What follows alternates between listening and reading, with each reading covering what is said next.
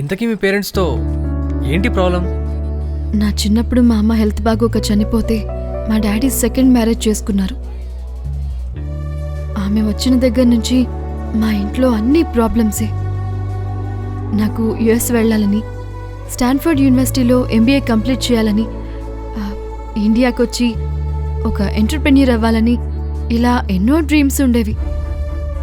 ఆ డ్రీమ్స్ అన్నింటినీ మా పిన్ని నాశనం చేసేసింది. ఏం చేసింది? ఫార్మాలిటీస్ అన్నీ కంప్లీట్ చేసి యుఎస్ వెళ్ళడానికి ప్రిపేర్డ్గా ఉన్నాను. కానీ వీసా వెరిఫికేషన్లో మా పిన్ని నా గురించి రాంగ్ ఇన్ఫర్మేషన్ ఇచ్చి అది క్యాన్సిల్ అయ్యేలా చేసింది. అలా ఎందుకు చేసింది? నీకు మీ నాన్న సపోర్ట్ లేదా? పెళ్ళైన దగ్గర నుంచి పిన్ని మా డాడీని తన హ్యాండ్ ఓవర్లో పెట్టుకుంది. ఆమె సిట్ అంటే సిట్, స్టాండ్ అంటే స్టాండ్. ఇంకా ఆ ఇంట్లో ఉండడం నా వల్ల కాదు.